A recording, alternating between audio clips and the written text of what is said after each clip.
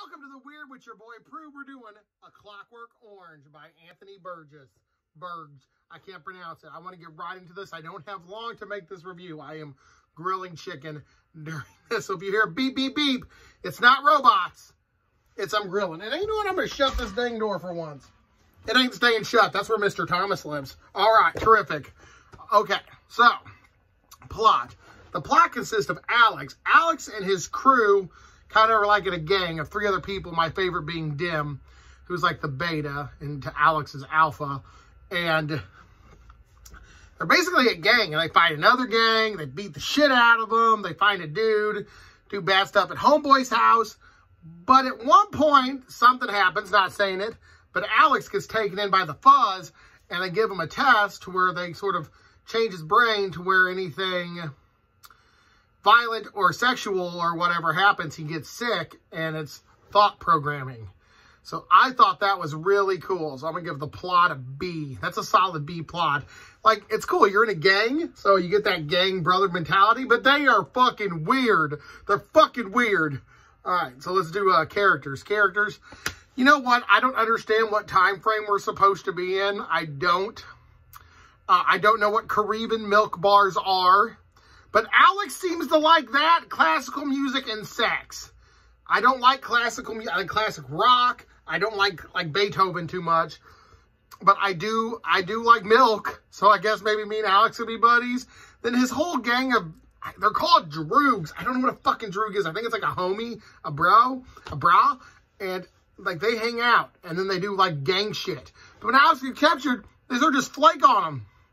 There's something happens later where you don't like him. Yeah, so characters, I'm going to give characters a D because the only one I really fucking remember is Alex. Alex and the people they visit, because that was intense. And the Levitico experiment, and it's a weird book. That's a weird book. Characters are not this book's strong suit at all.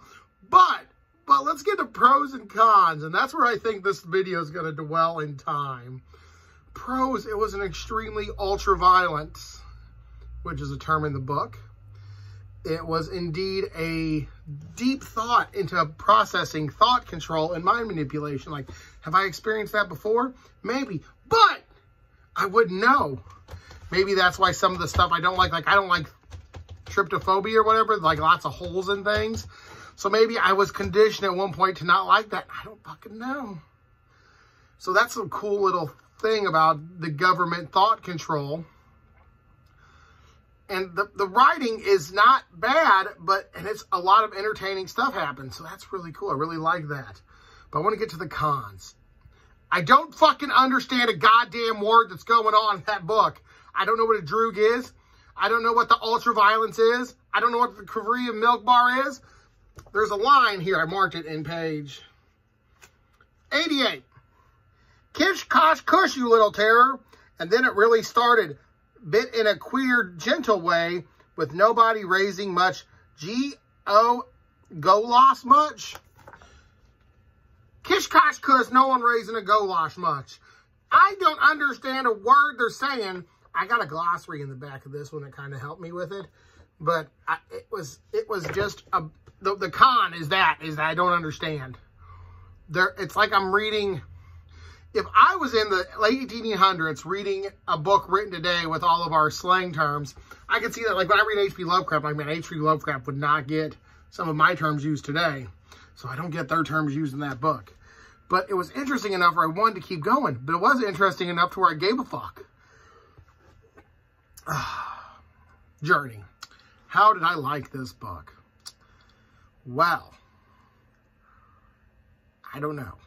I loved it. It was a fun read. I read all 200 pages in basically one setting. A little bit one night before bed, then I just finished all the next day. And I fucking loved the entire journey. I had such a great time in that world with the ultra-violence, the mind control, and there's a little bit of an ending later. And the ending in this book sucks compared to the ending of the movie. I much prefer the movie over the book in this case. But that was a good book. They leave so much out, and I really enjoyed the betrayal.